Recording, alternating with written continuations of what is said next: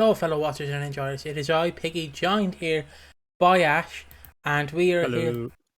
Hello. And we are here to bring you yet another edition of the Watching Walford podcast. If you don't know, this is a podcast where we review EastEnders and just talk random nonsense for 30 minutes. Now, this is going to cover the biggest storylines and takeaways from week 7 of 2025. All the episodes from the 10th of the 2nd all the way to the 13th of the 2nd, 2025. I forgot the year. So to start things off, I usually go up to Ash and I ask him how he is. So, how are you doing, Ash? Yeah, I'm doing alright. It's been busy. That's what this week's been. It's been bloody hectic. A lot of the usual breaks have not applied to this week. So I'm hanging. We've done a lot of videos this week.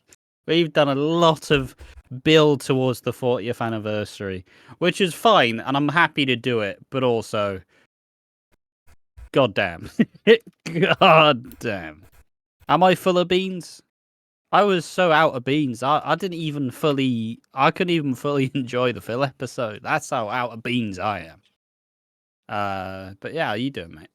I just want to say that it was funny because me and Ash had a conversation, and Ash, obviously we had a conversation, we just don't show up and go record, but we had a conversation. Last. Ash just meant to me and went, yeah, I want to do one where I review all the weeks of all the soaps, well, all the British soaps, excluding daytime soaps, and I went, don't, you'll just, no. And he went, well, I think it'd be good, and I went, no, you don't have multiple people. Bolster, let's vet that idea. Just like how soaps are inherently tribal. Most people have a favourite soap. That's interesting. So I thought it would be an interesting idea if I went through and reviewed probably the big four, probably just EastEnders, Hollyoaks, Coronation Street, and Emmerdale, and figure out, pit them against one another and just kind of decide what one won that week. You know, kind of like a raging against each other, making it like a war. But that's about as far as I got into the vague idea process. Just think it'll be an interesting idea. You know, if anybody wants to see that idea, I'm open to your thoughts, etc., etc. Blah blah blah.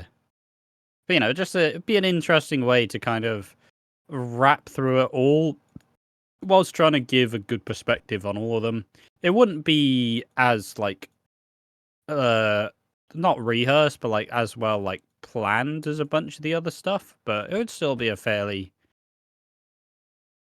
substantial, here's all the main stories of this week, blah blah blah. I thought it would be an interesting idea. Anybody likes that idea, feel free to give any more thoughts about it.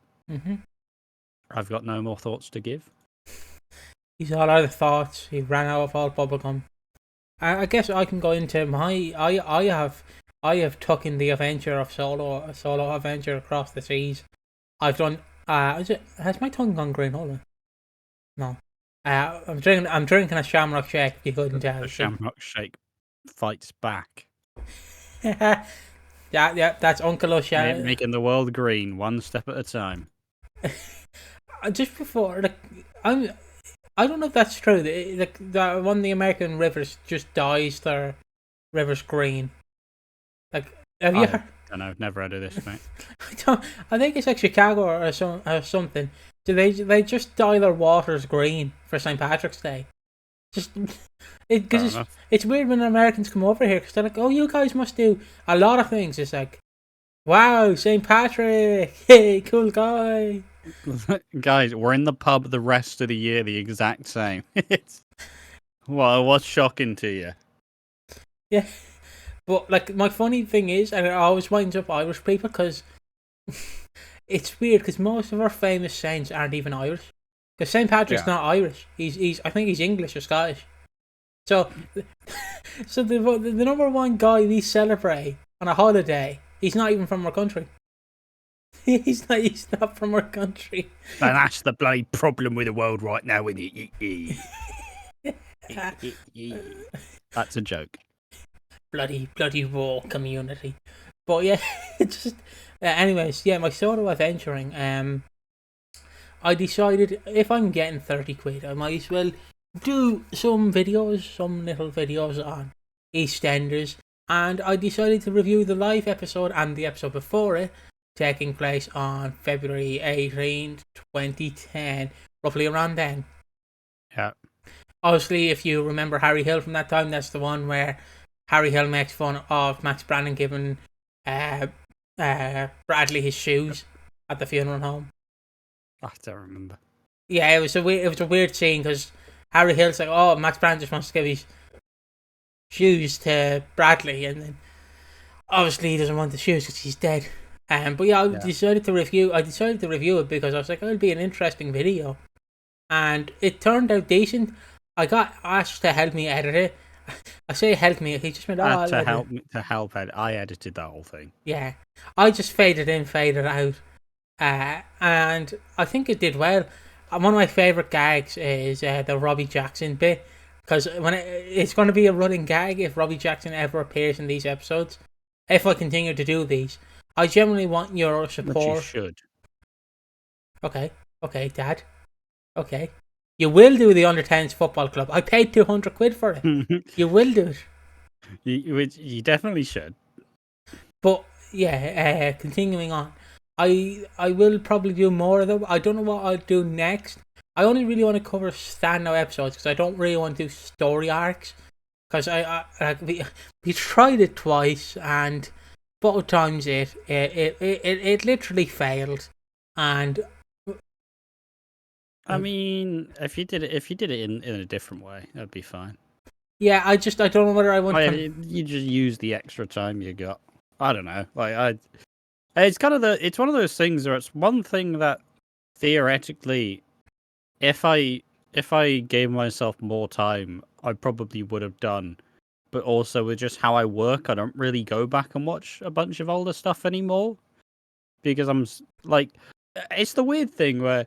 Typically, it would be a thing that would be assigned to me, like, all right, go back, review like a cool episode, make a video about it, do a little review. But at this point in time, it's like, all right, you could do that, or you could watch the Coronation Street and review it. It's like, you could do that. You could watch the Hollyoaks. Yeah. But yeah, I don't know. It's one of those things. It does suit you fairly well. Yeah. Well, it's just the thing. You did both spoilers, which was your first like foray into doing the solo stuff, and then you pulled out the reviews, which I do think the reviews suited your style more, and you managed to do quite a decent job of it, honestly. So I tried. That's my 2 cents. I tried my best, honestly. I tend to do it off the cuff, if you can't tell. So yeah, there is sometimes but it's just because I'm remembering so much. It's weird how my brain works. I can remember when I was called fat when I was 10, but I can't remember what I ate yesterday. Well, I can, but it's so weird, like how my brain works. Yeah, it's also my brain works different. Like, you're much better at recalling episodes, like, immediately, and I'm just kind of like, My weird thing is, and I know there's going to be people going in the comments going, Piggy, this can't be true. But I found out that people don't have inner monologues in their head. Like, I just found out that people don't have that. I have an inner monologue. Like, whenever I message Ash or anything and we talk, my voice in my head goes, Ash has a cool jumper. And I'm like, yeah, he has a cool jumper, doesn't he? Yeah, and it's just weird. I'm like, I don't. I'm just like, what? I describe my brain as there's not much going on, like, naturally. Just the monkey with the two symbols. Is there any noise in my brain? Not really. I can go like without, because like it's not one of those things that you don't consciously force yourself to think. It just happens. But like in my head, I'm not being like, oh, I got to do this, I'm gonna do that. Like, it's just my brain don't work. It's like I went through my family where like I think one my brother has like an inner monologue in his head. We're just kind of like thinking about what he's gonna do, what happens next. And then I think me and my sister were just kind of like, nah, nothing's going on up there. She's empty, hollow. I'm just imagining the Homer Simpson clip, I think from the movie, where he's obviously the two with the monkey with the syllables just going around, just smacking them together. Yeah, because it's weird. Like I guess I could talk about it. Like if you don't know, I hear voices in my head. I usually hear three. I have my inner monologue and my two evil voices, as I've dubbed them throughout the years. And well, the two evil voices have been numb due to my medication. I still got my inner monologue, and I never want to get rid of him. He's just a lovely guy. He just sits in my head and he talks about it. Now he does insult me. He does insult me whenever, like, since I can't see my own penis, he does insult me and he says you should lose the weight and give a tiny cock. I'm like, leave me alone, mate. You're supposed to pick me up. But other than that, he's like a lovely guy in my head. So yeah, it's just interesting. But don't know why you want me to take that last bit. You could say Piggy has a lovely cock. Pick me up. Don't get paid enough for that, mate. Damn it. But it's an interesting thing. We're obviously going to talk about like depression and suicide later on with Phil Mitchell, right? Oh, Jesus. He continues to see himself, like his past self. And yeah, also want to say we released a viewer's guide to the 40th anniversary. I'd assume it's out by this point. No, it should be out on Monday. Wouldn't it be easier to release it on a Sunday? That Monday morning. Alright, fair enough. So the viewer's guide will be out Monday morning at 8 AM and you can catch up and watch you can get our lovely thoughts on the EastEnders. Yeah, just fully get to grips with everything that's been going on. Obviously, it's not for everyone. It is a very... Well, I don't know. The way I think mentally...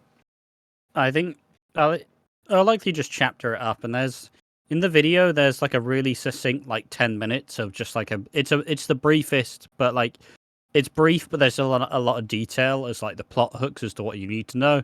And then like Piggy took the ball to the moon, and I went, yeah, is literally everything that happened for about 2 years. It's like, wow, goddamn. But yeah, I don't know. I don't know how that'll come out or turn out. It's one of those things we like to generally do because, we don't all have as much time as we have. So you can't exactly just be like, all right, what happened last week?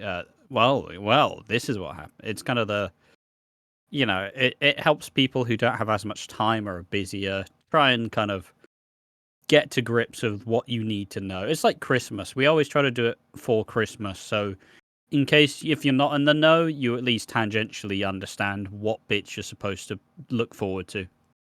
It was interesting because obviously Ash is expecting a 30-minute video, but with my brain, I'm like, I don't know what that clip is from It's Always Sunny in Philadelphia, but it's like the guy with the clipboard. Another clipboard with the whiteboard. The wall. Just with all the like information, like because in my head you have Ash going, okay, Piggy, nice and simple, just bring up like who these was from the past 2 years, and then my friend's like, bring up his funny hat from September 10th, 2023. It'll be funny. It's like no one remembers his silly hat from September 10th, 2023. And it's like, go on, it'll be funny, and I'm like, I can't bring it up. I'm just having a fight with myself in my head, but I'm trying to go through it. But I think I did well with it. I did ramble a little bit, but that's because obviously I'll probably cut out a lot of it. Yeah, but I will say I did nail it. You did give a very thorough depiction of everything that's going on. So yeah, I can't fault you for that. It's going to be in terms of video flow, it's not great, but yeah, because it's just me for about 30 minutes ranting about like what's happening. You know what's going to be funny if we ever like do get more Patreon people and we actually have to start doing like stuff for Patreon. It's going to be interesting if it's like, can we get the Watching Walford scripts, the videos, and it's like me just like, you can get the 1 page of podcast. That's about it. I don't really have anything else. It's just. Yeah, it's very to be fair, if we ever buckle down and go for Patreon, it would be a very simple, the old CoffeeZilla approach. £4.50. You can get early access to the big videos. Easy. That's it. It's too lazy for that. Yeah, and obviously we still do have the Patreon. We already stretch ourselves doing a lot of content anyway, so we don't need to bloody add more. Maybe that's where we're going wrong. Oh no. Obviously, we do have a Patreon if you do want to support us, and we have a coffee that you can also support us. But what called Watching Walford. I'm the only Patreon subscriber on Watching Walford. We did have another one for a while. Oh, did we? Oh, that was cool. They probably signed up and went to there's nothing here, lads. Yeah, it is barren. To be fair, It's like a desert out there. To be fair, we did set it up in a way where we were like, we're going to get all this money, we're going to fame, money, and bitches, and we got none of the three. So we're like, we set it up at the wrong time, really.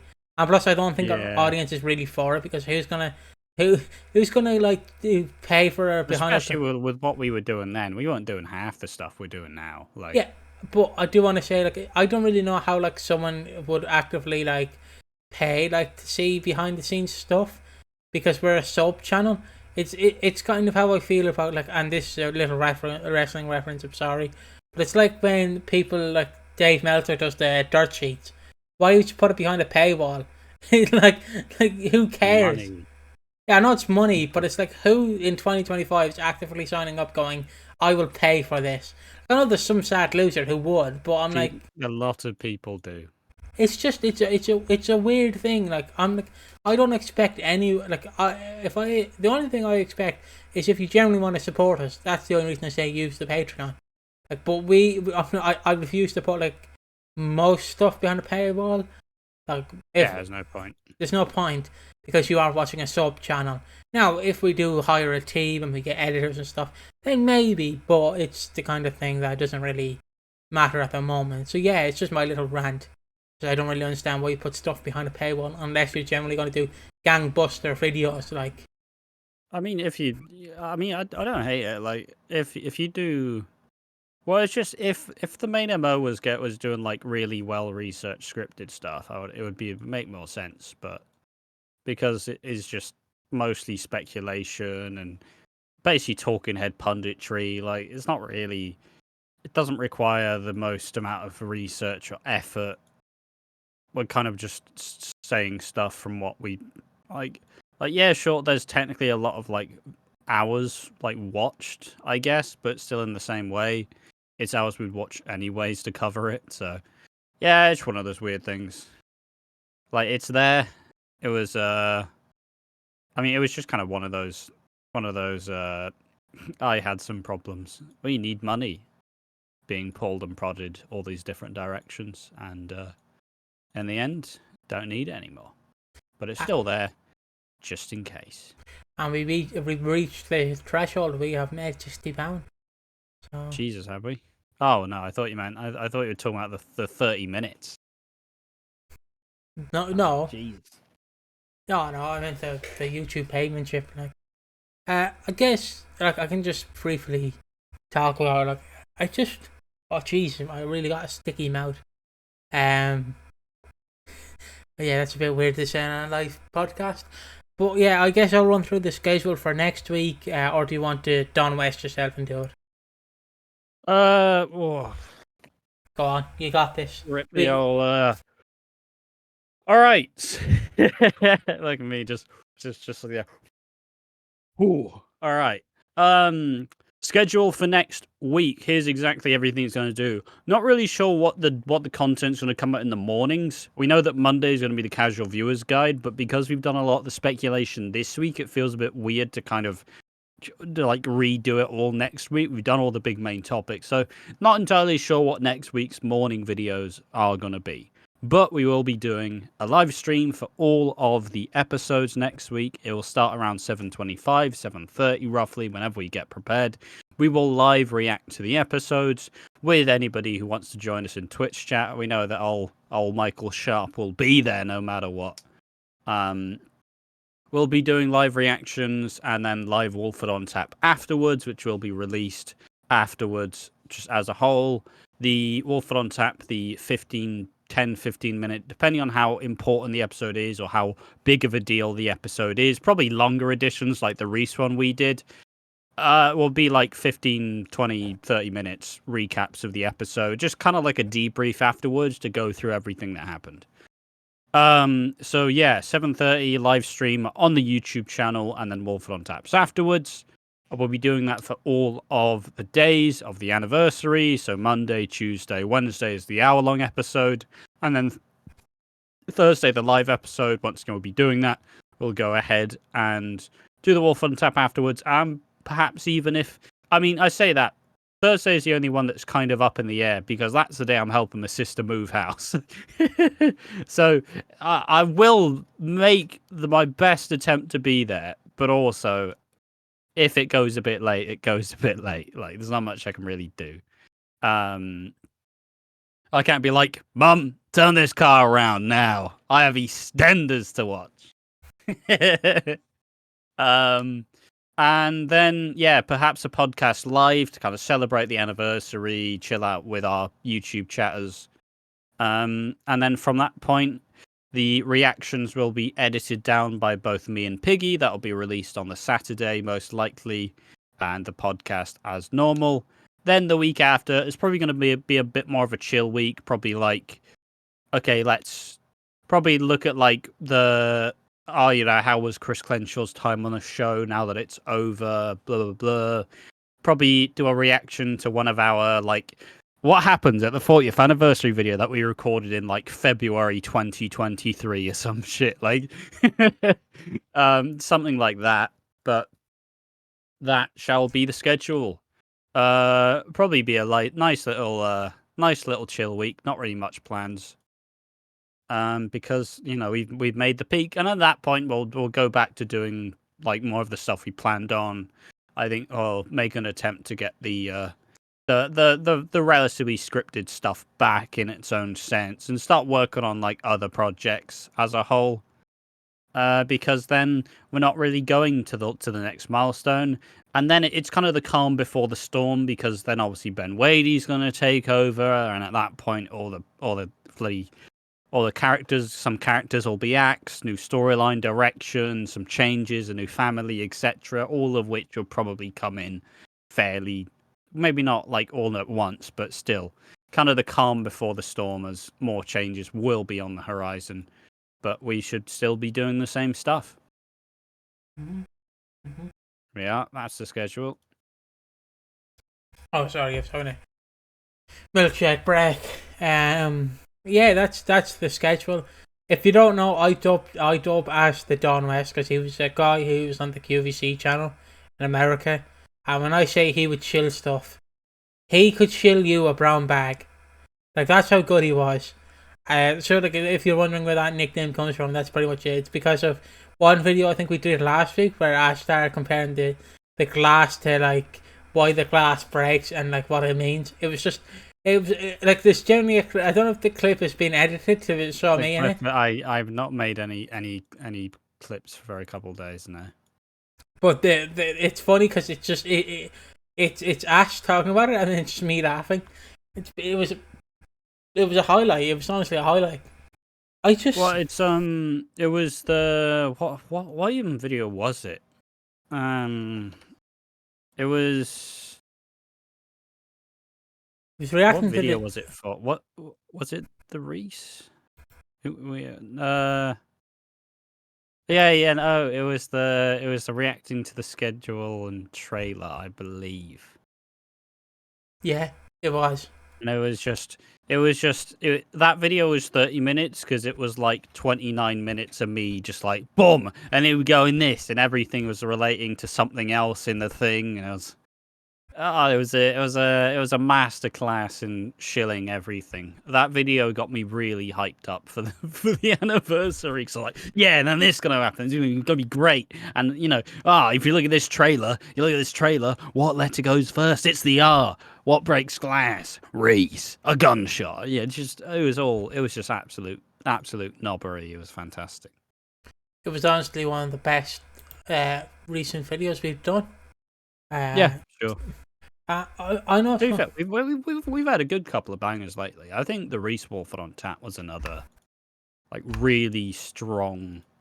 It was a really strong video because we did just let it. We just let it run. We just let the video run for like as long as we needed, and it was just very like on the point. Very.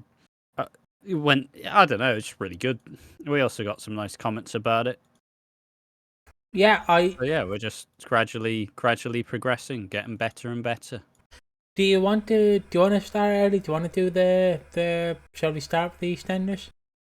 Uh, yeah, probably. I'm out of beans, unfortunately. Well, I guess to start off, I won't start with the Ruby Allen special. I will start with Cindy pay someone to befriend Ian. Now, what time is this? I'll just put a quickie. There we go. Boom, He's bang, having bang. a quickie. He's having a quickie. He's having a quickie. Got the quickie, Mart. So Cindy pays someone to befriend Ian. If you couldn't tell, well, they're in.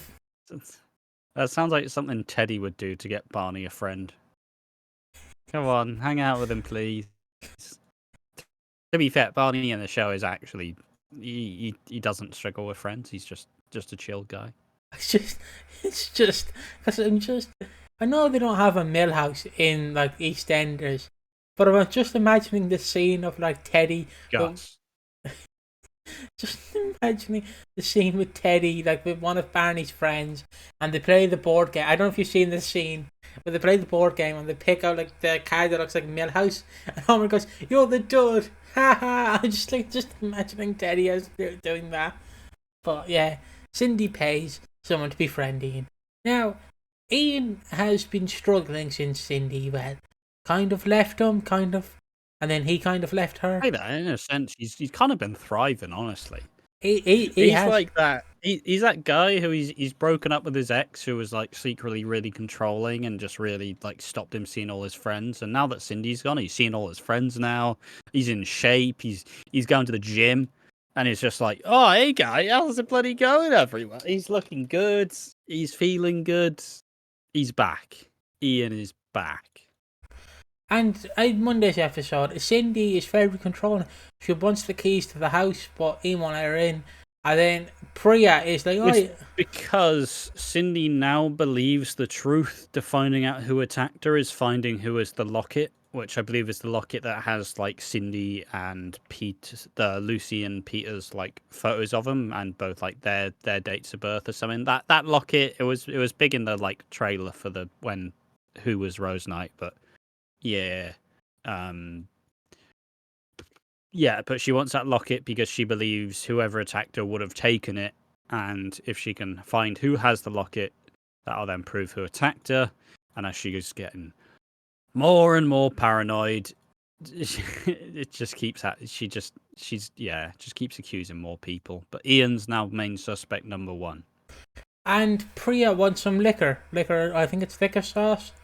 Liquor for the pie. Just liquor, yeah, liquor for the pie. Liquor for the. I don't know why that sounds so dirty to me. Liquor for the pie. Sounds like you're saying liquor for the pie. I don't know why. It's my dirty brain. I'm just dirty. You asked nicely. I'm not asking nicely. I'm demanding. That's harassment. In the eyes of Taiwan, it's illegal. That's a joke. Taiwan's not a country, just in case China comes after us. I think it's Taiwan. That's also a joke. That's also a joke. It is. So yeah. Anyways, I'm keeping that in. But yeah. As I was saying, she befriends Ian, and they seem to have a bromance. Like Priya's like scruffing his hair. He's scruffing her hair. She's putting. Well, it's just how Cindy and Ian have this like argument, and Priya's just kind of like, it's just like screaming at all these like, oh shit, whoa, what? No way, they said that, bloody yeah. Like it's just she's just reacting, and yeah, like they kind of just.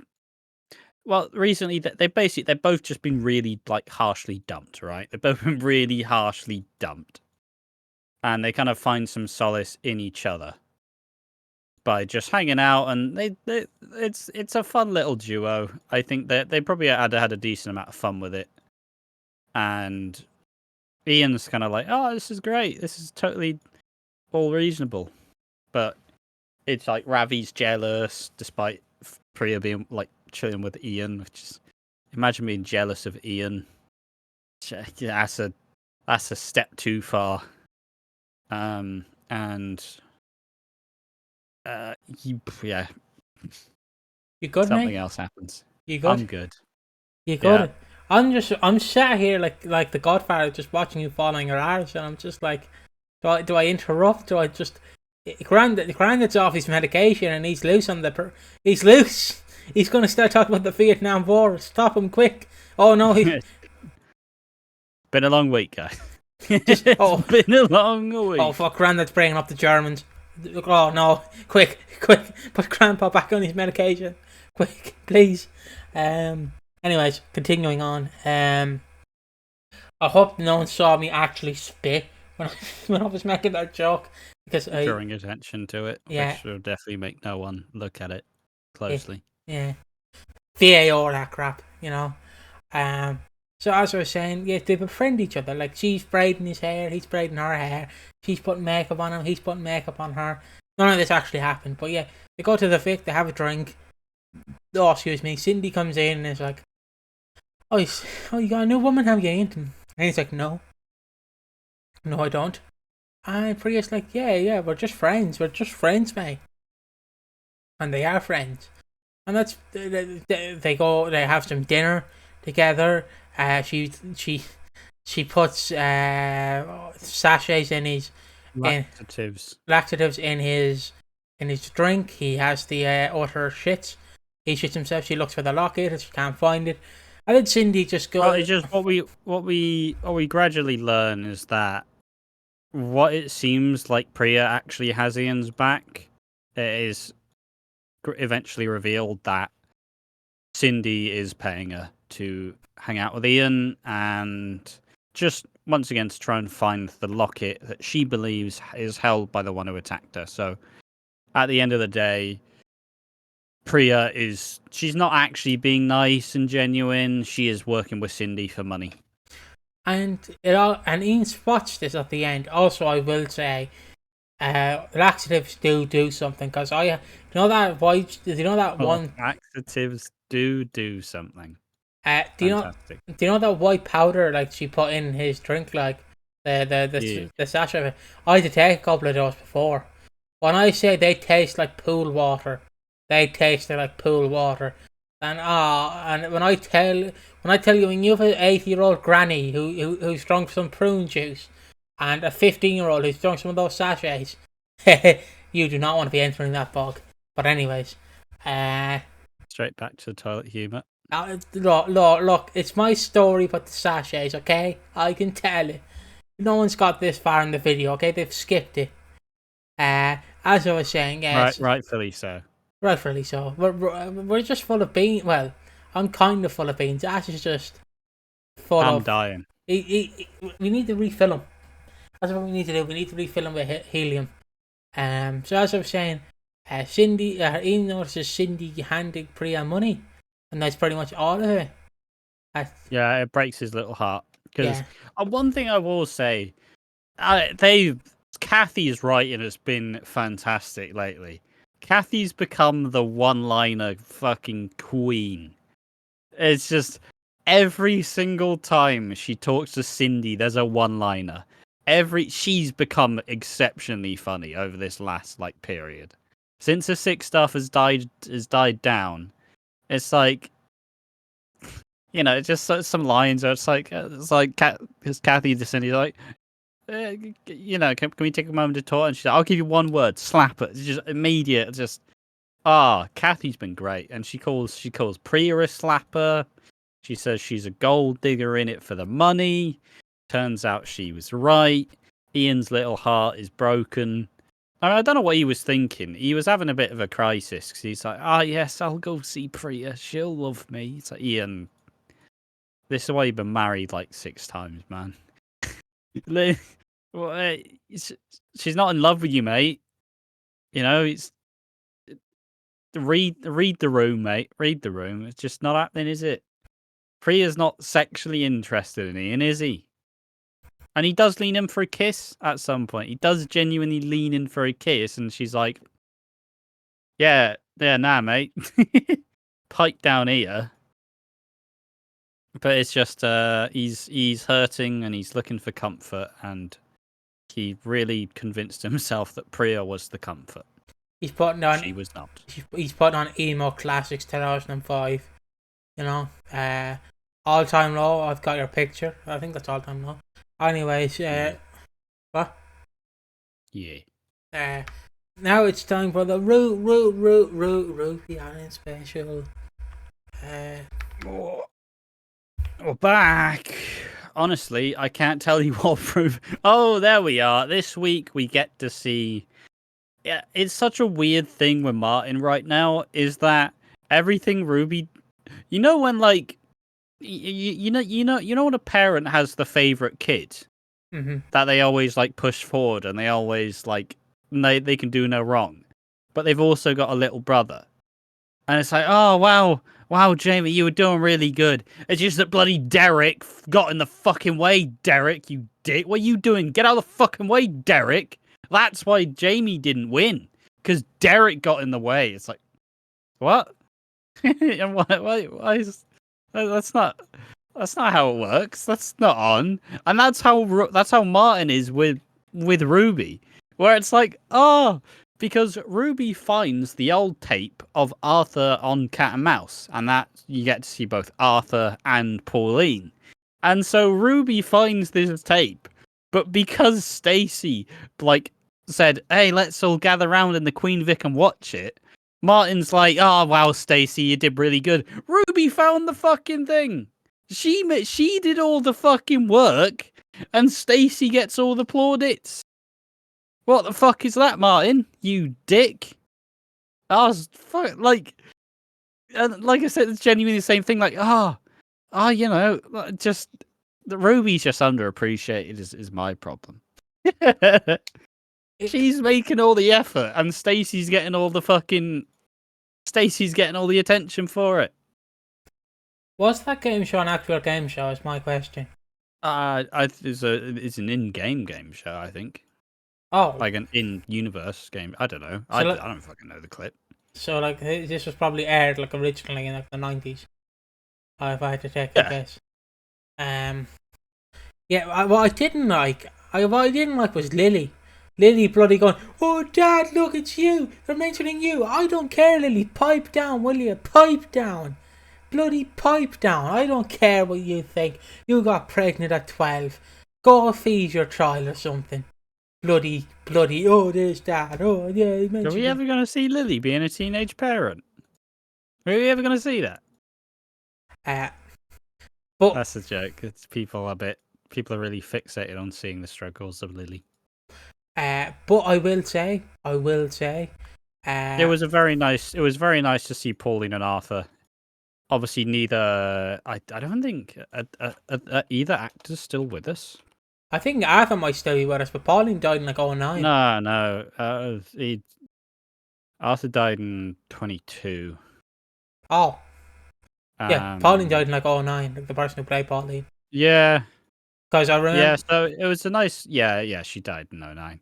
Yeah, like it was nice to. I'm just joking because like, are they still alive? Pauline, definitely not. But no, it's a nice way to be able to at least because the weird bit, obviously, you have all the returns they've done. We have like Mickey, you have, as we're getting to, like Gary and Minty, which is cool. You have David Wicks, you have Bianca, you have Christy Watts. You do have all these returns, but a lot of in the actual build up to this episode or to the anniversary, from people within the show, it has pretty much just been, "Hey Martin, do you remember your mum and dad? Yeah, they were fun, weren't they? Oh yeah, you know, Arthur, he was a bit of a he wasn't that much of a hard worker, but he tried his best, you know." That's basically a lot of the fan service from like the actual current cast, because ultimately a lot of the other people they're just not there, are they? No. Like, the only person you could really get back is Susan Tully's Michelle Fowler. Or 2016 Michelle Fowler, which everyone wants to work out. But if you can't bring back... you fucking don't. But if you can't bring back Susan Tully, you just get the recast right now. No, you don't. But not on my watch. Just camping outside L Street Studios with a gun. Don't you dare. Don't you fucking Well, it's just that she could have been good, but she fucking never was allowed to be. It's like, oh look, this is Michelle Fowler, the independent woman, fighting to do what she wants. She can get with Lofty. She bloody jolted him out of the altar, didn't she? Bloody hell. What's she gonna do? And then you bring her back, and she's suddenly none of the things that she was when she was there in the first place. Like, yeah, great. Cheers, guys. I'm so glad you've royally fucked this character up. Or you're just really sick of seeing people say, "Can we bring back Michelle?" So you did it so badly that they're probably just not gonna try it again. I mean, like, I generally thought I got Pauline and Arthur back for this episode. I forgot they were both dead. It's like, wow. I was like, wow, they're so good. No, it wasn't. I'm pretty sure it was an actual like episode. I'm pretty sure. I genuinely forgot. I was like, wait, yeah, aren't they both dead in real life? How the hell did they come back? Yeah. But hey, they were credited in the credits, which was a nice touch. It's something we'll obviously never get to see again. So. Was Peggy Mitchell, like, do you know when Peggy Mitchell cameoed? Was she just, like, did they put Barbara Windsor as well? There's like... No. So I don't know. I don't know. But yeah, I like seeing Pauline and Arthur. Obviously, I showed them... The one line that was very funny was just like, "Oh, Daddy, he looks just like you." That's the host. That's the host. I'd still take James Alexander back just for like a weird, like, not as an actual episode, but like for a children's in need, where they do the mirror spot where he looks in the mirror, he puts his hand up, it's old Martin, and then it's young Martin, and then they do the like the weird like clown thing. It's like, oh. Yeah, it'll be like, or they do it for all the Ben Mitchells. No, because one of them's a massive piece of shit. Yeah, true. Not all of them. Joshua Pascal does not. He does not make the list, but just some of them. Just Fight Club, the Ben Mitchell Fight Club. It's just imagining. You are me. Whoa. Sorry, I'm just so. It's like so like Ben Hardy. I think it's Ben Hardy. Like, no. What was the best Ben called? Like the one that was there in 2015. Harry Reid. Harry Reid, and then it's like Max Bowden and like Charlie Jones. I'll get the phone call. Joshua Pascal just said at the phone like, "Dear BBC, I wrote you, but you still ain't calling. Please pick up." Why would they not bring me back? I was the best Ben. Said no one ever. I was the best Ben, guys. Everyone loved me. Yeah, and everyone fucking hates your guts now, don't they, you prick? So yeah, I guess now it's time to go on to Sonia very quickly. Just before though, like I said, I know I've said this on a bunch of different podcasts at this point, so everybody's sick of me saying it, but it still seems that Martin is torn. Does he choose Stacey or does he choose Ruby? Does he choose being able to be a part of his kid's life finally, his flesh and blood, or does he go back to Stacey, which is kind of like the old comfort? It feels like that's going to be a big part, and like I said, I don't think... Look, Ruby's going to die. I've made peace with it. I'm fine, alright? I'm fine with it. It would just be fine, okay? But I've made peace that it'll probably happen, and I will be sad. It's not going to make me cry. It has to be something properly spectacular to make me cry, because I don't know. I thought I had my emotions all in check, but I don't cry much anymore. Fucking EastEnders, make me cry. Oh, excuse me. But yes, I've made peace with Ruby probably dying. Anyways. Enough of dying. Time to go on to dying inside. It is time for Sonia. It's time for Sonia. All right. You don't say like that for this week. This week's great. Say it for the rest of the weeks like that. Give it more oomph. Give it more punch. All right, hold on. It's time for Sonia's time. Way up, Sonia. She's leaving soon. Let's go. Anyways. In Monday's episode, Sonia keeps getting annoyed by Lauren because Lauren's like, You don't believe Reese. You don't believe Reese. You don't believe Reese, do you? You don't believe him. You don't believe him. You don't believe him. You don't believe him. You don't believe him. You don't believe him. You don't believe him. You don't believe him, do you? Obviously, when previously Sonia asked Reese like the truth, he just gaslit her and just went, wow, my wife died, Sonia. Have some fucking respect. All right then. You dick. And then like Lauren basically causes Sonia to go to hospital. She goes to hospital, and meanwhile, while she's in hospital, what happens with Reese? Well, Reese goes to see Bianca, because not only did he try and force her to overdose once, he tried to force her to overdose again. And he goes there with some gloves. But you say forced. He because it's before Scary Reese comes out, he kind of gently implies that she should just do it. So I was like, all right, well, you might have to use these, Bianca. And it's just like, she's clearly not gonna fucking use them.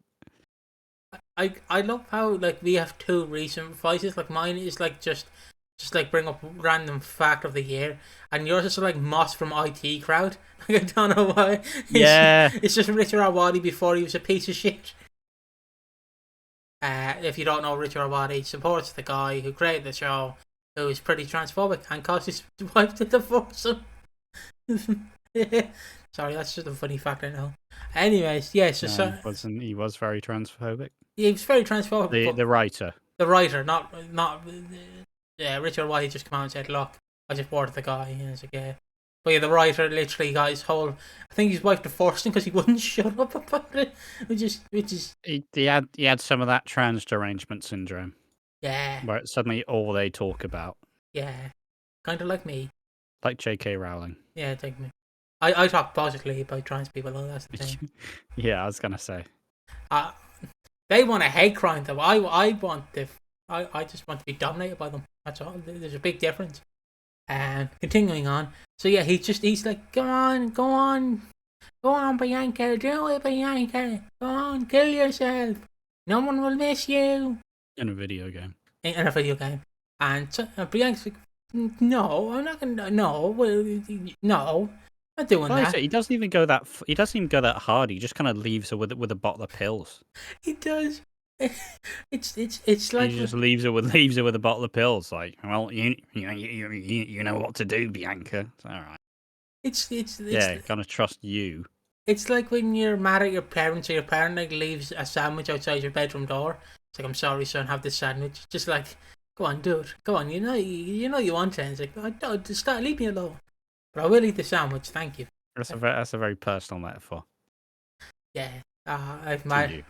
Yeah. But Reese, the silly bugger, leaves his stuff behind. So can Bianca escape? Well, we'll find out. Yeah, he leaves the padlock unlocked, and it's perhaps some other stuff. And basically, he goes to check on Sonia, but he won't shut up about the baby, and he tells Lauren to leave.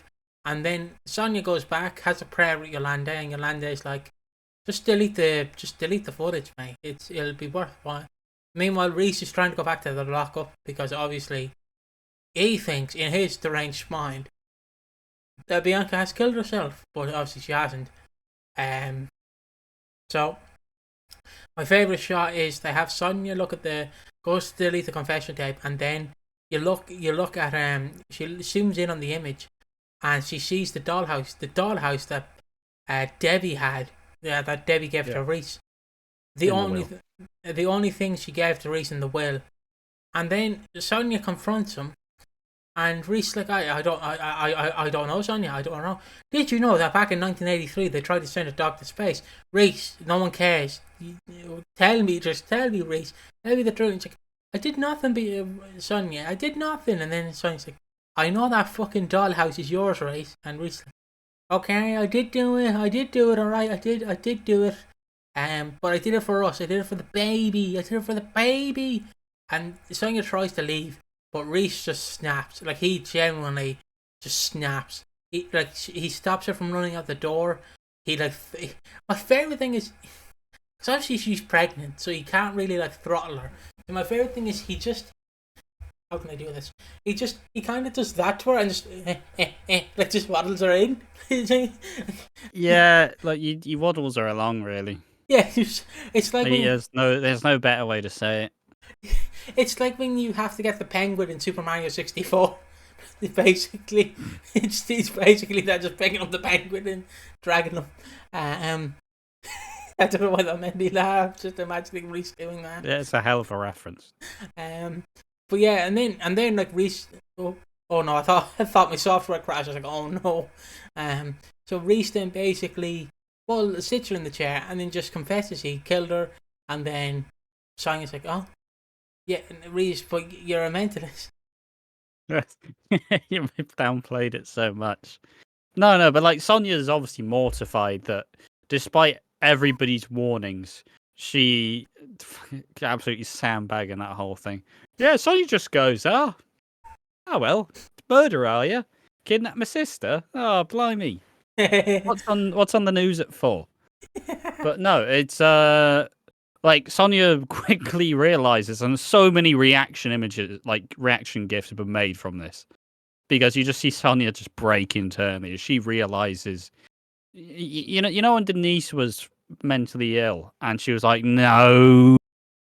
Sonia basically did her version of that, where she just realized that despite everybody's warnings, she's shacked up with a murderer.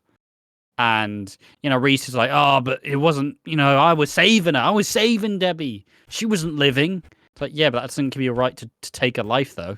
Yeah, well, and then, well, what about Bianca? What about Bianca? And then he's like, yeah, well, I had to sort her too. And he genuinely says she's dead. So Sonia then believes that Bianca's dead. And at this point, Reese is like, look, I did it all for you. I did it all for the baby. I made the joke in one of these that when Reese gets angry, he sounds like Gollum from Lord of the Rings.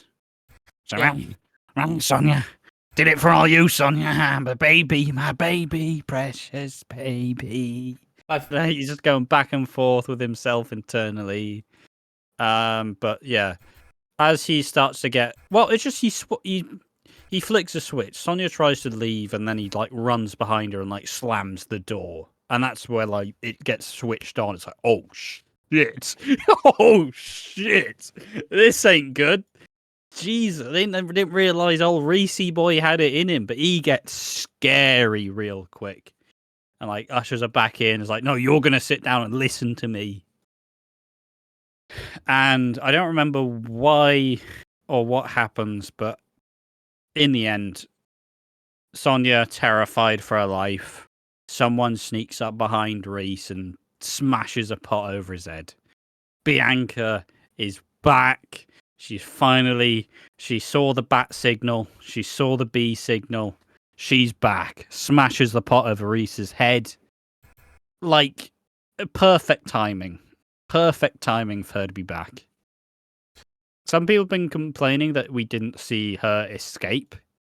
But, like, it would have just cheapened the moment. It wouldn't have, like, what's more fun, seeing Bianca return as she smashes Reese over the head, finally, after months of being held captive by him, or we see her, like, doing a little fucking montage of, like, I need a hero to start, like, doing that, Which one's more fun? It's the one they fucking did.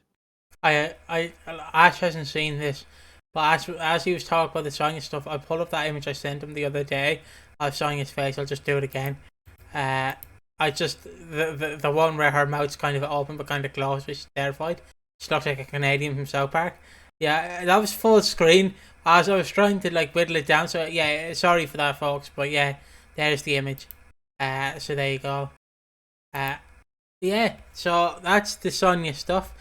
Well, all that happens next. It's not the Sonia stuff. It's not the Sonia stuff.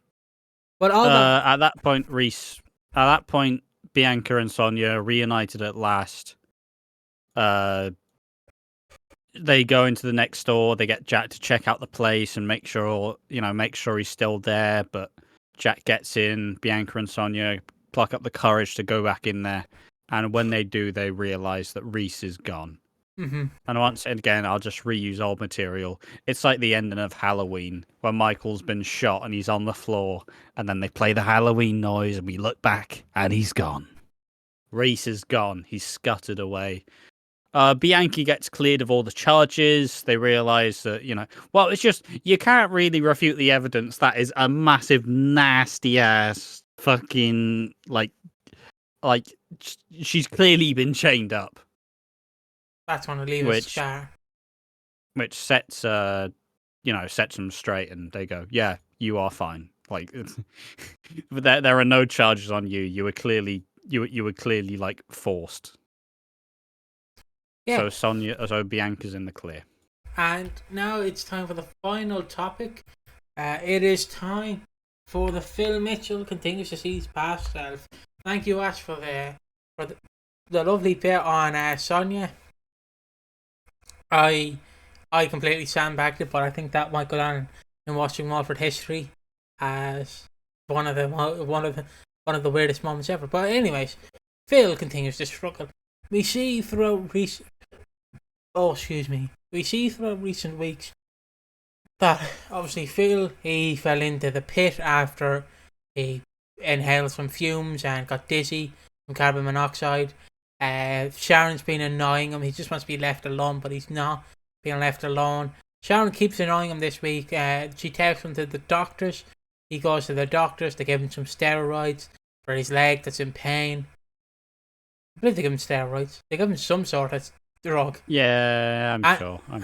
Antibiotics or something. Or just painkillers in general. Just nondescript to deal with the pain. Nondescript painkillers. I've always wondered in soaps, do they just give him a Tic Tac, like, and just say it's a painkiller? Just a sugar pill, probably. Fair enough. Anyways, yeah. So she takes him to the doctor. My favorite bit is I related to Phil so much because Sharon's like, he's struggling, and then Phil just goes, I'm okay. Boy, that's me literally at any meeting I have with my doctors. Just, you alright, Piggy? I'm fine. Bye. 10 minutes in and out. Say nothing. Keep your feelings to yourself. Hurt others. And then basically throughout the week, that's not any form of advice. Don't do that. Talk about your feelings. Yeah. Then we see throughout the week that he continues to spiral. He starts talking to himself.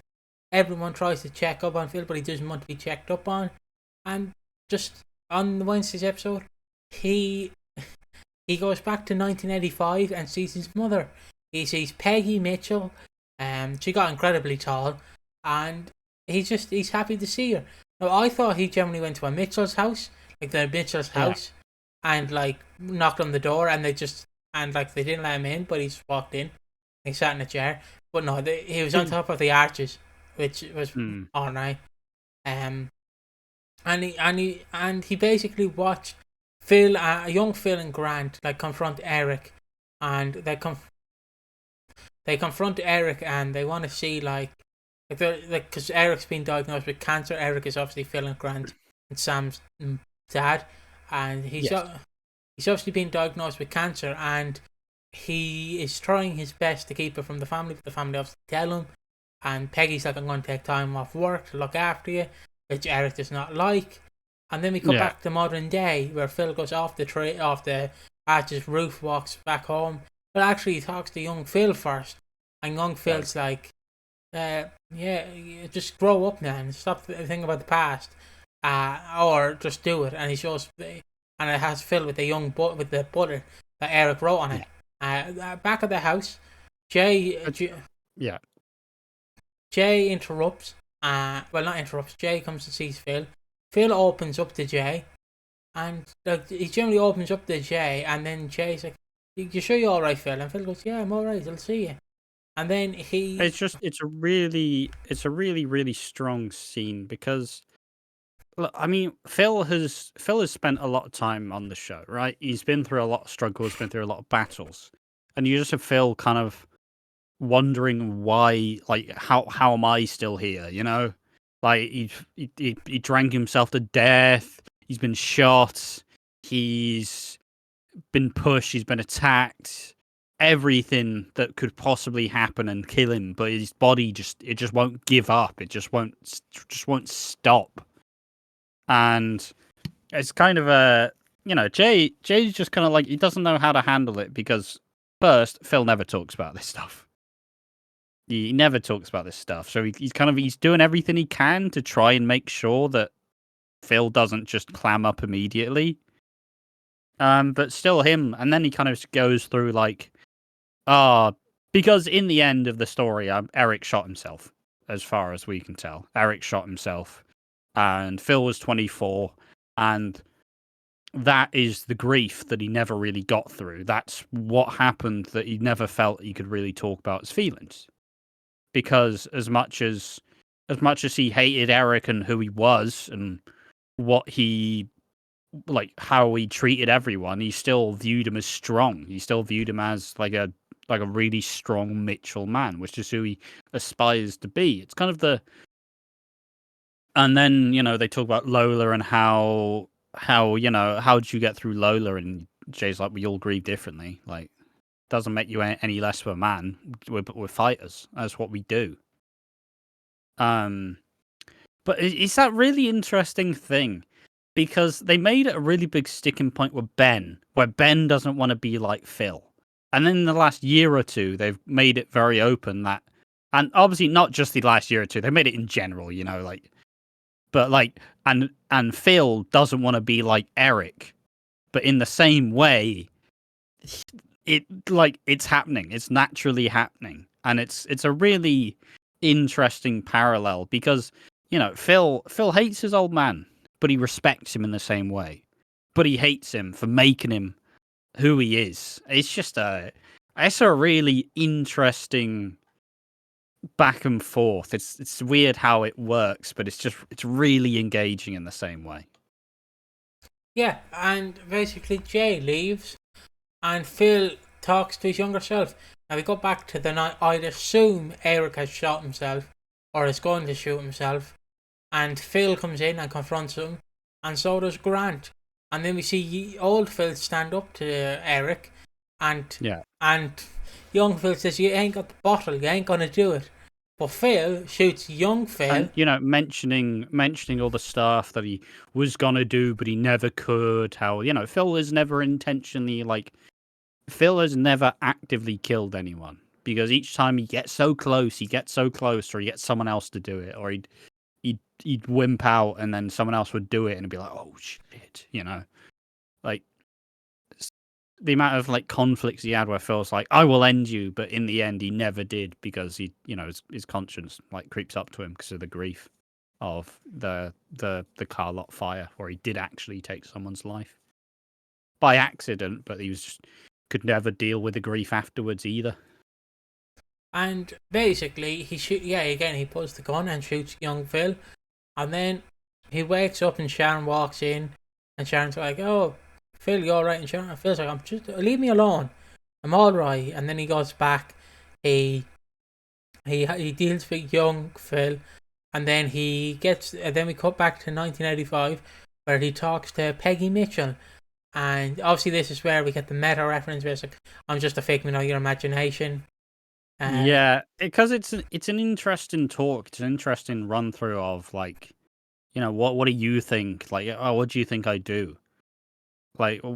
How should I react? And she kind of goes how she was always proud of him, but still it's Phil's clouded judgment, right? It's how Phil thinks. Like I said, the one that I didn't like personally, and obviously we'll review it more in detail, actors and stuff, in a little bit later. But I didn't necessarily like this version of Peggy. I don't think it was as good as it could have been. Not to say it was bad; it was still good. But I had some problems with it. I had some problems with when Phil asked her what she thought. She basically went, "Oh, Phil, but this is all a figment of your imagination." I'm like, come on, man. Come on, guys. We don't need to spell it out for everyone. We know this is Phil's. We know this is a hallucination. We know this isn't real. You don't need to say that Oh, this is all in your head, Phil. Wake up. You know, I didn't really like that bit. And I don't know. I didn't really fuck with this version of Peggy. It kind of felt wasted to me. I didn't feel like she did enough to even warrant really being back. I didn't really feel like we got a big revelation from this Peggy. I didn't really like the. It felt a bit uncanny to me. I didn't really like the voice, but that's just me. And then at that point, Phil kind of. What does happen then? Is that the bit where young Phil sits on the sofa? I don't remember. No, because what happens next is Phil sits with the gun, and then who runs in? Nigel runs in. Yeah. After the conversation with Peggy, he grabs the gun, he sits in the chair, and then he sees Nigel run in, and it's young Nigel, but really it's normal like Nigel, and he goes, "Oh, Phil, I've been really worried about you. You know, but I got someone who you might want to see." Hello, bruv. That's literally what he says. He's never. I ruined that one TikToker did. I predicted it fully. Predicted the whole thing. Final 10 seconds of the episode, he says, "What?" But then he said, "Hello, bruv." And then because Ross Kemp's older, his face just looks like that. But like it looks like he's seen something funny out of the corner of his eye because his eyebrows are weirdly separate. So he's just kind of got like slightly puzzled eyebrows. So it's just like it just looks. He looks great. But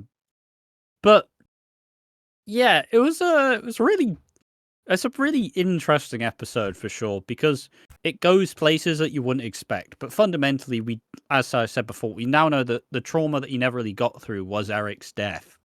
And he never really has been able to talk about it. And even then, he does briefly talk about Eric in general, but fundamentally, he never really does.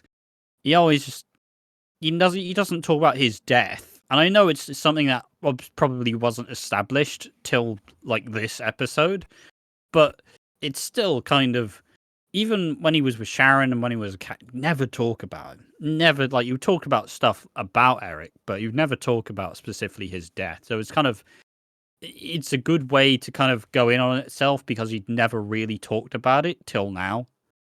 I think him shooting young Phil was kind of wild because, you know, you can kind of, there's just a lot of cool parallels. Like and at some point in the episode, Billy kicks the door in and says, "Oh, it stinks in here." And that's a parallel to 1985 where they kicked in Reg Cox's door. Reg Cox, the alcoholic who had no friends or no family who wanted to see him, found dead for multiple days in his house. And it was Den, Ali, and Arthur who like kicked the door in and went, "Oh, bloody hell, he's dead." A parallel to Phil who lost everything and everyone. And, you know, he's basically been sat in that chair the entire time. I think it's Den that gets in the door, I think. Yeah, Den kicks in the door. Says, "Oh, it stinks in here, doesn't it?" And then I don't think Arthur has the leg enough to kick in the door. No. He'll try and elbow the door in, but he'll just fall. But it was and then even then, so fully, you had the framing of when they had Arthur on the TV, and then it panned into Phil. Arthur, who also so famously had a mental breakdown in 92, 93, roughly. Really good. But in terms of what was the real really good. First, him talking to Jay about how he just doesn't know why he's still here. Like, he doesn't know what he has to do to finally just die. He just wants to die. It is really tragic and just a good candidate for Jay also, who has lost his mum, his dad, his soulmate. He's lost everyone. And he's had to constantly keep rebuilding. Just really good still. The young actors I thought were really good. Young Phil is fucking fantastic. If there's one tragedy of this episode, it's that we don't really get to see young Phil that often. Because I think his name is like Gary Delaney or something. But regardless, he's tremendous. He's so good. He's got the breathy cadence of Phil. He speaks like him. He speaks in like sharp, shorter sentences. He does like, oh yeah, yeah, yeah. Do you want to do that? Yeah. He does the Phil voice. The guy who played Grant has got the voice fucking spot on. Like, oh, those parts are really good. The guy who plays Eric, really interesting. Still like a progenitor of this version of Phil, that depressed but he's never going to talk about it. He doesn't really take other people's feelings seriously, like how. I mean, you have the thing, right? You have the parallels, because you have Eric who is dying and is terrified of dying and is like wanting to take, like, go out strong as such by taking his life, which, you know, some people will view as a weak thing.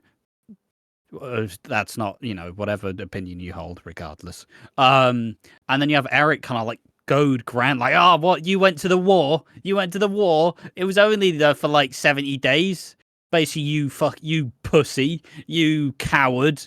And obviously Grant he's open with his feelings. He nearly starts crying, like thinking about the war because of the PTSD, and this made Grant more of a emotional character, whereas Phil is still kind of standoffishly like, yeah, wow, guys, yeah, that's really sad, isn't it?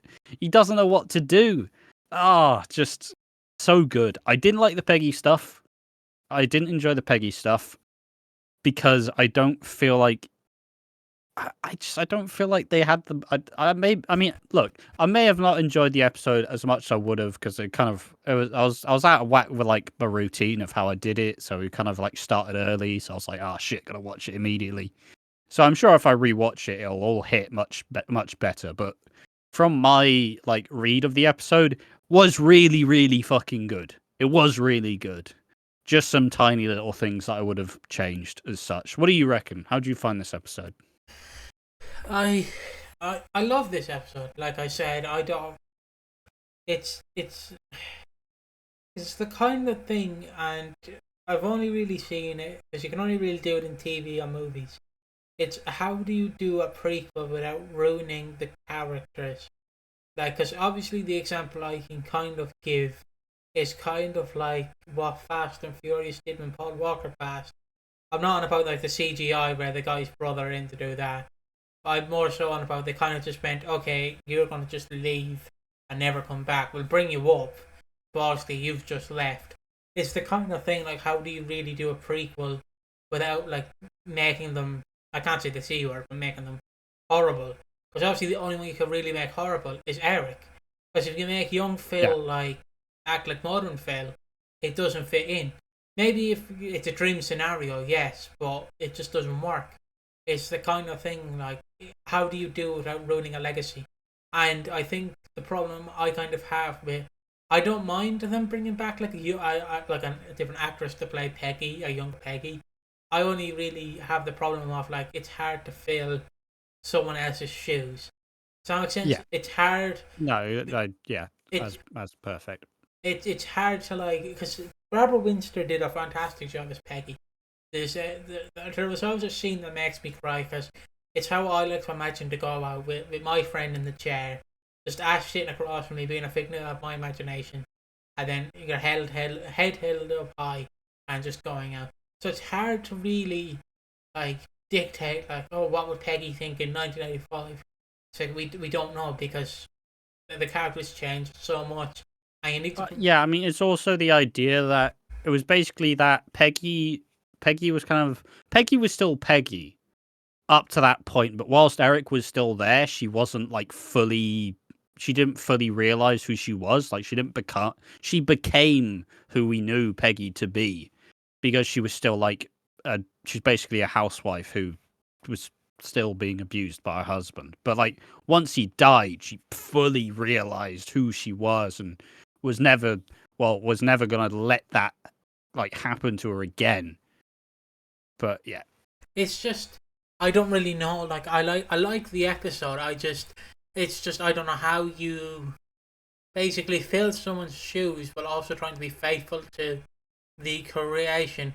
It's kind of like, not in the same sense because it's mildly different, because one actually did return and actually said his goodbyes, but it's kind of like Den. Like Den was when he returned in '03. It's like, right, how do we kind of make this work considering he can't be in his own environment because it's not 20 years ago? How do we like make it work? And it's the same with Peggy, because you need to include not only newer details you found out, but also include old details from like in '94 when she cried over a tissue, like Eric's last verse where was "you're a fat cow." Like, you need to incorporate that somehow. So I enjoyed it.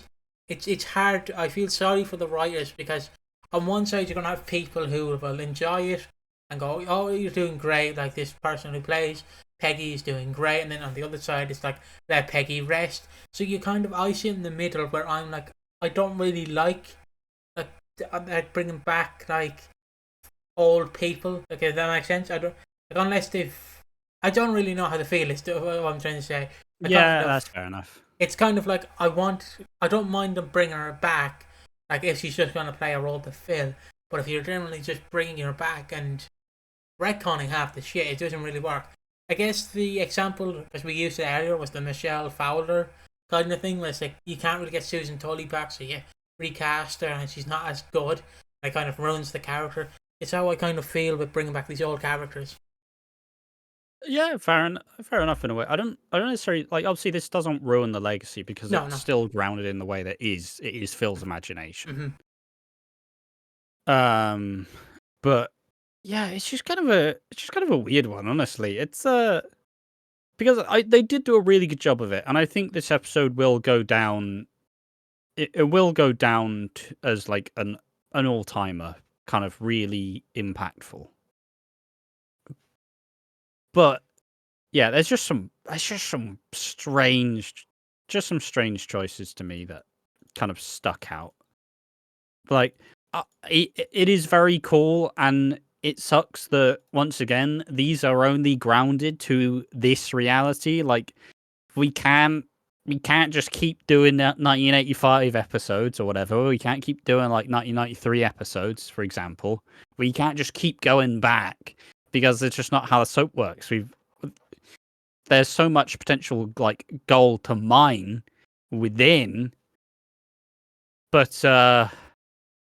you just can't do it. You just can't like make. You just can't keep going. This can only come out once every couple of years maximum, and I hope, I do genuinely hope that we could probably get a couple more of these in time.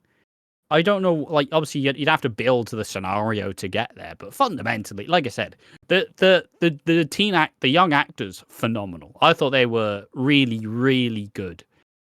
Like, and even to just get Phil, even to just get roles as young Phil talking to normal Phil, like, tremendous stuff. It's just a shame that we don't get any more. It's just a shame that this is them done for the foreseeable again. It's the kind. It's just like it's the perfect role. It's a perfect role for this like young Phil, because he looks like him, he sounds like him. But yeah, it's just Phil Mitchell already exists. You can't have young Phil Mitchell in a world where old Phil Mitchell is there. The problem is people who want this, like, you could do like a mini series if you want to, like set in '85 if you really want to, like make it a 10-minute like series, like per episode, not like 1 minute each episode. Have at it, you pricks. But the problem is you run into, you can't have two timelines coexist. Like, if the example I can give is, you can't really. It's like when the Simpsons do flashback episodes, but obviously, since they're an ongoing series, no longer do Marge and Homer live in the 80s. They now live in the 2020s, which means they grew up in the 90s and 2000s. So you can't really have the 90s Marge and Homer go back to the 70s, because now it doesn't work.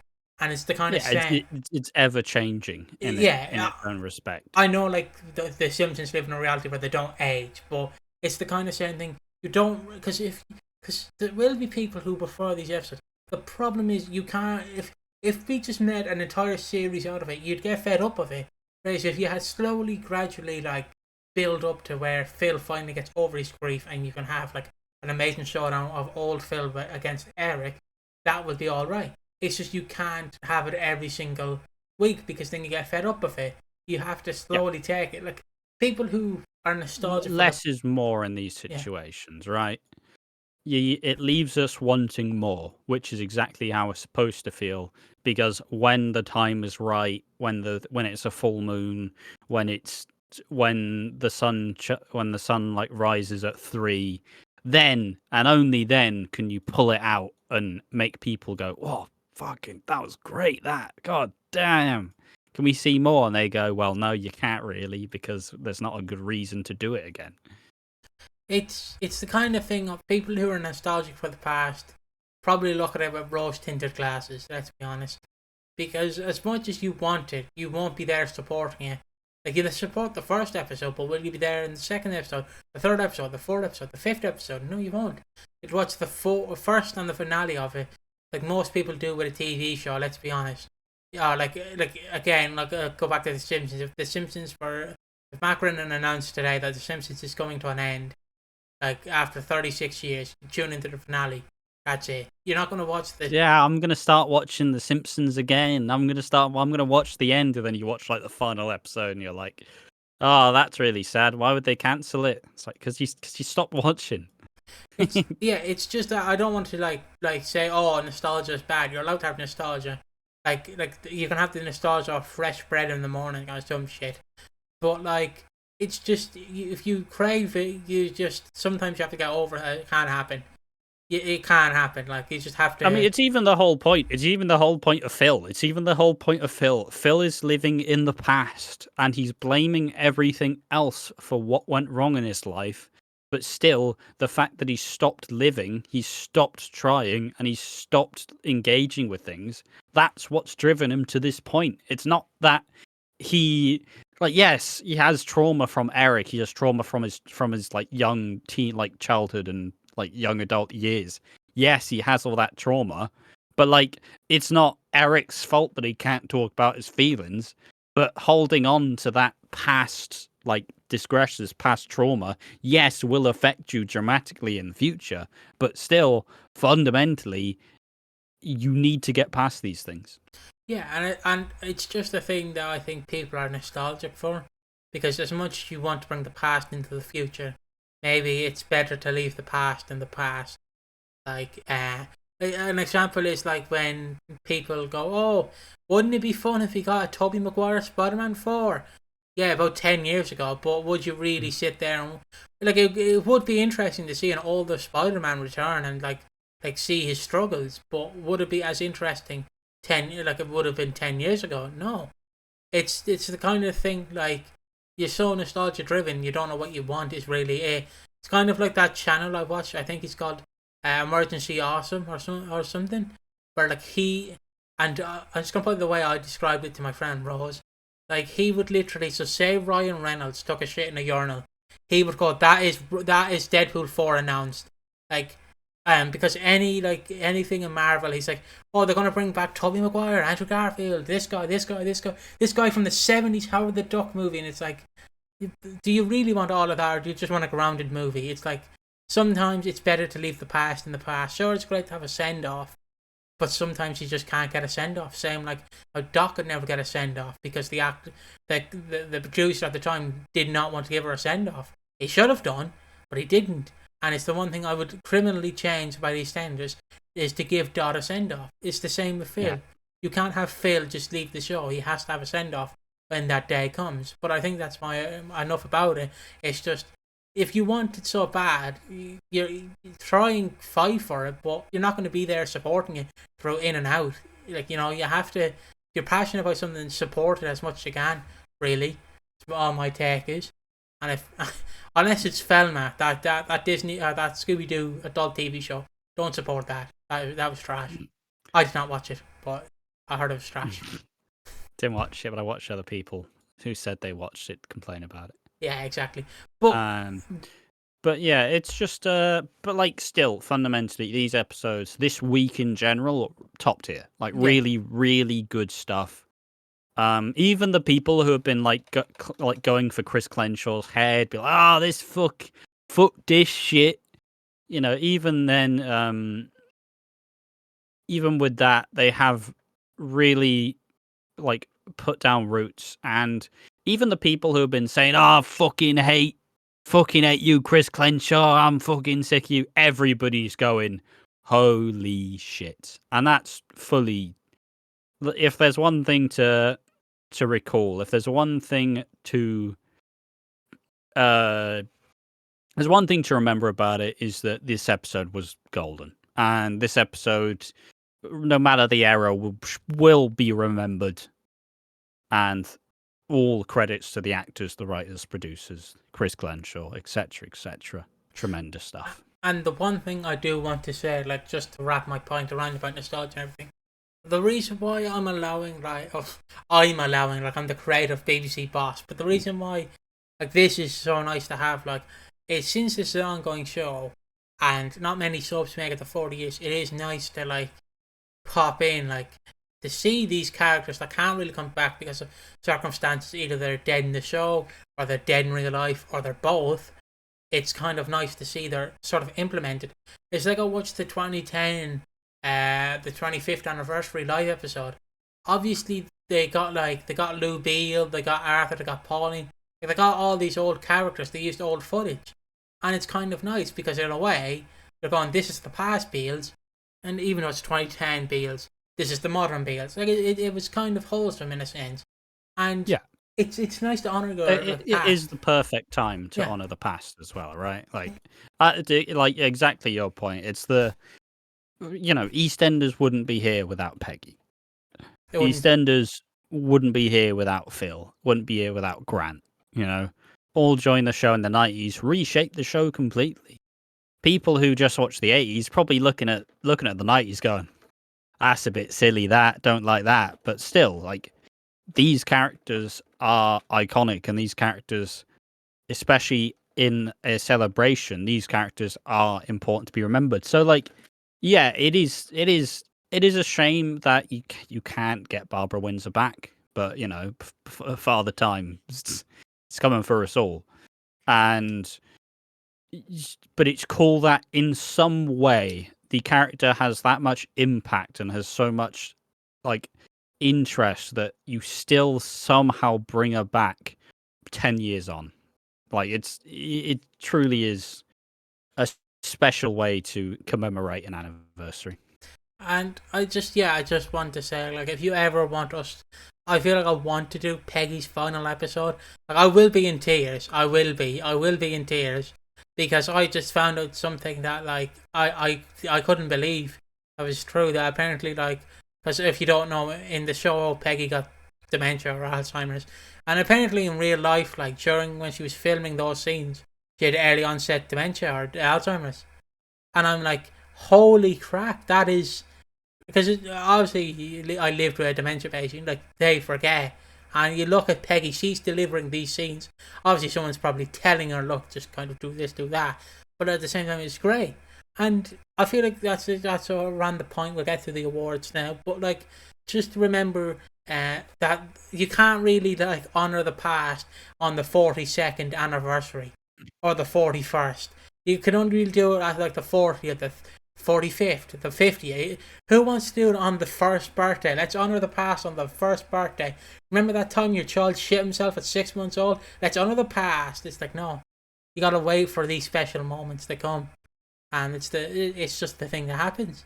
And it's also just like, and in anniversaries of the past, where it's like, we're celebrating this big anniversary. What are you doing to celebrate it? The week before this anniversary is probably the best week of the year so far. The best week in a good chunk of time from Chris Clenshaw, from Reese finally being exposed, to the flashback episode, to it all coming to a head during the anniversary week. It's such a because that's an episode that gets people talking, right? This episode will make people be like, "Holy shit!" Even if they don't currently like where the show's at, you go, "Oh man, do you see when Phil went back to the past and talked to his young self, who looks exactly like him?" Oh, it's just absolute gold. And I feel like now is the time for the awards. If you do not mind, Go ahead. young Ash. So if you don't know, this is the award segment. This is where we. Oh jeez, I'm buttering everything. Hold on. Will you ad lib for me, please? Oh, all right. The awards. We typically go through our 3 awards. They're not the most prestigious, let's be honest. They are mostly joke ones. But we have underrated for, character who probably didn't get as much shine as they should have, but should. And that's what we're there to do, to glaze. The Keanu Taylor Award of Excellence for the most wooden, the most odd, etc., etc. And finally, who needs slapping down. And also, I just want to say the Keanu Taylor Award can also, it does not, it's the award that breaks barriers, because it can not only be characters, it can be like wooden object, it can be objects, it can be floors, it can be anything, like anything you think, like it can be a gun, for instance. So I guess without further ado, we'll do like most underrated first. I'm going for young Phil. Yeah. Yeah. You go for young Phil. I'll go for young Grant. And I'm just going to put aside now. I'm going to put all the young Mitchells in there. So young Phil, young Grant, young Sam Mitchell, young Nigel Mitchell. Just include him. Bates. Honorary Mitchell. What was the actress called who played the first Sam Mitchell? What was her name? What? Daniela Westbrook? Daniel Westbrook. You've been outshined by a 9-year-old child. How do you feel? Gotta get that dig in somehow. You've been outshined. At this point, it's genuinely just punching down. yeah, it generally is. But she's got bigger problems. Yeah. Anyways, the Keanu Taylor Award of Excellence. Over to you, Ash. What do you think? Peggy's input. I don't know. It just didn't land for me. Like, I don't know. Like, how important was Peggy's part in this? Am I just vastly overrating it? Is it like she basically just went? I don't know. Like in terms of the episode, that was the weakest bit for me. What will I go for?